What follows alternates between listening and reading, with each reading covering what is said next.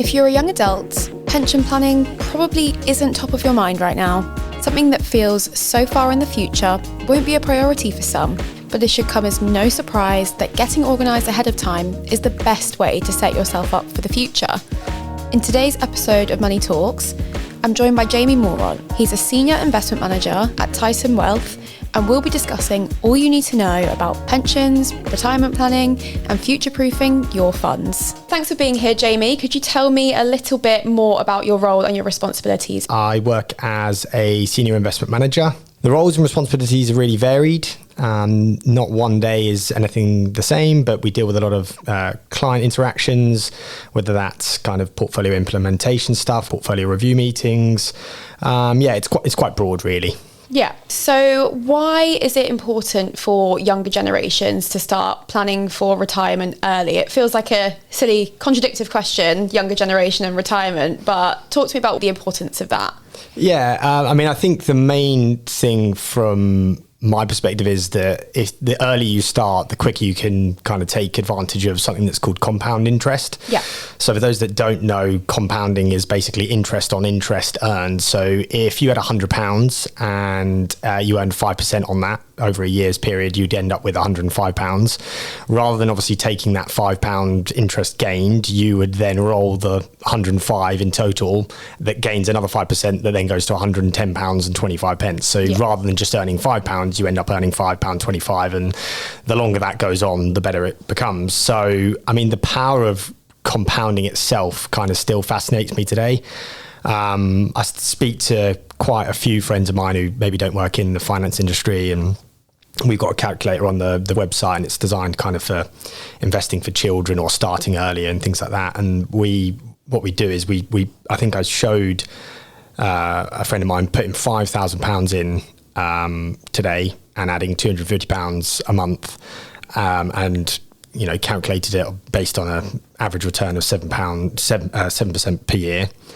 And you look at it after 10 years, and your 5,000 plus your £250 monthly contributions all of a sudden equal £50,000. Yeah. You then go out to 20 years and it's 150,000, and then you go out to 30 years and it's 350,000. So really expressing the power of compounding there and starting earlier in comparison to, delaying your investment to another 10, 15 years. Yeah. I think I had the same friend that I spoke about this recently to. I did it when he was 20. He didn't have a workplace pension scheme or anything like that. And he said, look, I've got X amount of money that's a disposable income. And I said, look, there's loads of different vehicles that you can kind of invest into. Here's some examples. Fast forward 10 years and he didn't really do anything. And I showed him the difference of what he could have made had he done what I kind of told him to. I know. And it probably wasn't the best of things, but as I understand, he's now actually, put the wheels in motion and he started doing something. Yeah. I think that's the main one. The other one is, despite the kind of immediate financial benefits that you gain from that side of things, it brings financial discipline. It can help teach the younger generations to prioritize savings over the long term. I think the pension age is continually increasing because the lack of money that's there to be able to fund. So I think you need to really take that into consideration when you're talking to youngsters around why it's important for them. Yeah. Leading on from that, it would be great to know if there are any misconceptions around young people starting to invest early. If there are, what are they?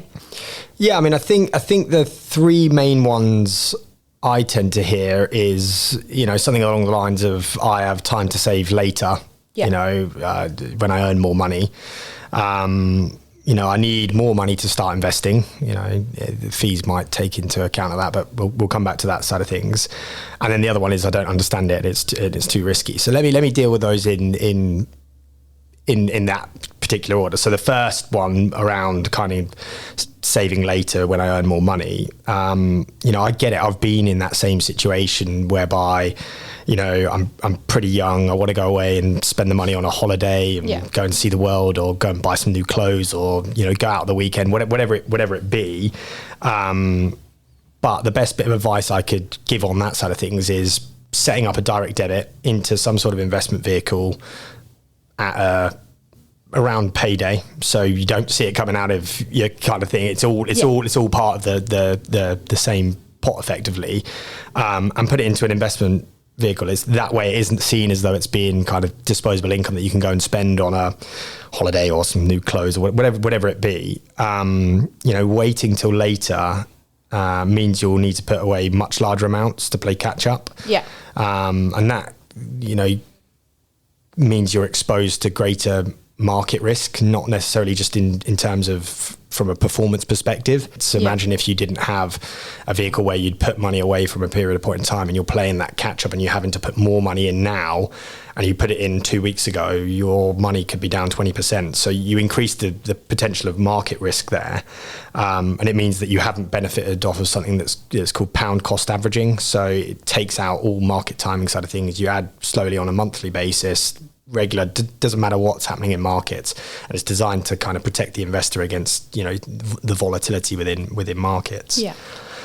Then secondly, I need more money to start in investing. It just isn't true. The rise of ETFs, so exchange traded funds, and investment platforms allow people to invest in kind of low cost solutions, and hold them at a reasonable cost. The one thing that I kind of mentioned when I first said that part was on fees. Now, I think many of the robo-advisor type community, accept from investments from kind of like 10 or 15 pounds, but just make sure that you look through the fee schedule, because if you were, say, investing £100 and there was a fee charged by whatever the platform is for £12.50, well, you're 12.5% on that investment. So your investment would have to go up 12.5% before you even made your money back, and that's without even selling on the other side. So just be wary of the fees involved in some of those platforms. But yeah, like I said, you've got low cost products that can kind of give you an easy way of accessing investment markets now. And then the last one, not understanding it and it being too risky. I get the not understanding part, right? If I walked into a building site and somebody said, build me a house, I wouldn't have the first clue where to start, right? I genuinely wouldn't. So I think that's what it's important why you tend to outsource the investment management responsibilities to investment professionals. On the risk side of things, there's risks in everything you do, crossing the road, driving a car, getting on a plane, whatever it be. There is risk involved with that. So it's important to try and invest in a risk-aware manner, aiming to kind of mitigate certain risks, and whether that's by diversifying your investments so you don't have all your eggs in one basket, or holding a different variety of asset classes, then that's one way of you're mitigating those risks. Can you expand on any more mistakes that young people tend to make that could hurt their retirement savings? Yeah, for sure. I mean, I think the main one is not starting early enough. I mean, it really, really is. Again, I think there's a website called Investopedia, and I think they have the kind of basics of investing that people can kind of go and look at. And I mean, go and have a look at the video on there that talks about compounding, and it's very basic. It just really kind of emphasizes the ability to compound. I mean, we didn't, or certainly I didn't when we were at school, get taught about investments or how to fill in a tax return or any of those type of things. Whilst you might have touched upon it in your business or economics, I guess we just were never really taught about it. So can't stress enough, the earlier start, the more time your money has to compound. I think another mistake, if you're a youngster and you weren't accessing your employer pension schemes, would be a big thing. To me, it's an absolute must, whether that's the bare minimum. So say if your employer puts in 3% and if you put in 1%, take advantage of it. I think Guernsey actually put a pension scheme in place. I think it's called YIP, or Your Island Pension Scheme, that they've now put in place, there's a requirement on the employer to make sure that their employees have a pension scheme in place. I think Jersey were looking at it for a period of time, but I don't know where we'd got to, whether it's been delayed or not.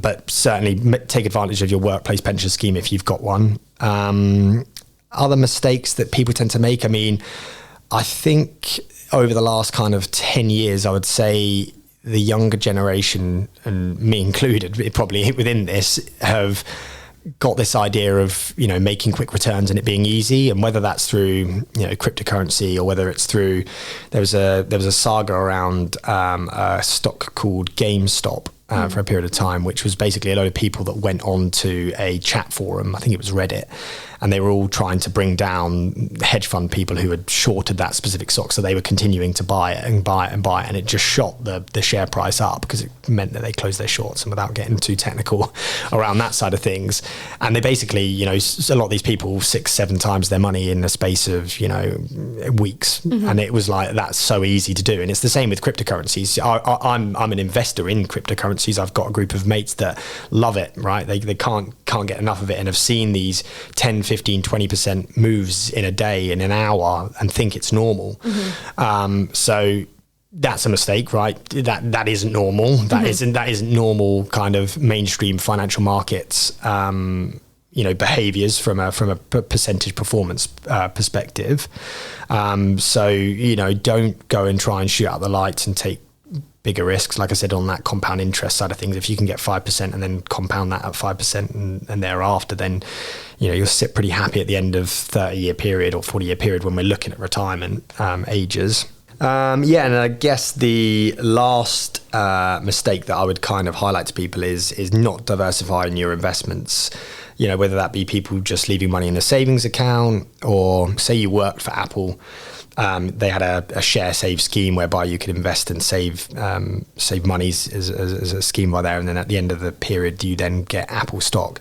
You're so wedded to Apple as a company from a job perspective. You're so wedded to the Apple share price, and all of a sudden you have something similar to the financial crisis that happened in 08-09. You lose your job and Apple's down 20 or 30%. Or if you look at the banks, for example, a lot of people over in Jersey lived and worked in the banking industry. A lot of them worked for, say, your main high street banks that were at the heart of that financial crisis in 2008. A lot of them would have had shares in their company that they worked for, then all of a sudden lost their job, and you've just got everything in that one basket. So definitely diversify your asset base. This isn't necessarily just a young thing either. If you think about it, people have invested in property in Jersey over the last kind of, say, 10, 15 years, and I'm sure long before that, thinking it only really ever went up.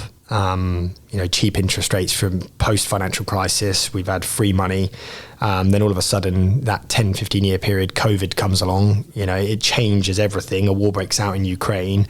Inflation rises massively, as do interest rates, to try and curb that rate of inflation.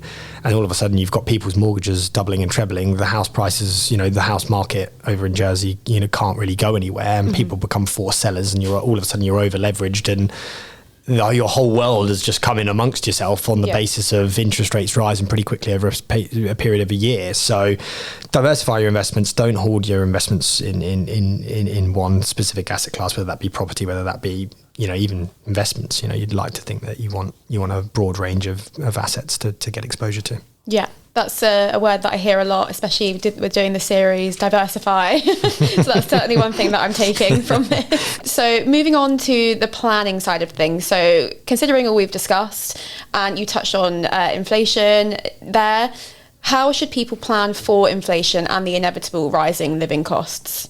Yeah, I mean, inflation, I thought I was going to get away without speaking about it. I thought I was going to get away with it, that and then Trump, but I've mentioned them within the space of about 20 seconds there. So, I mean, for me, inflation's back. It's not going, away anytime soon.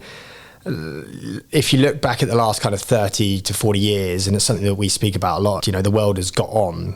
People have traded freely, traveled freely, and the world by and large has kind of benefited from this element of globalization.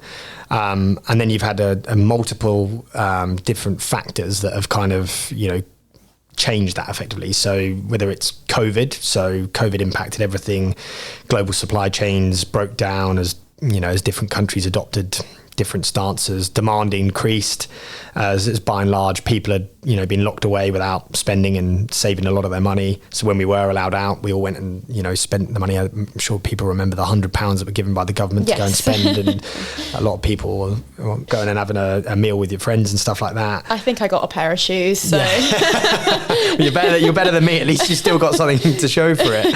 So I mean, COVID basically, changed everything.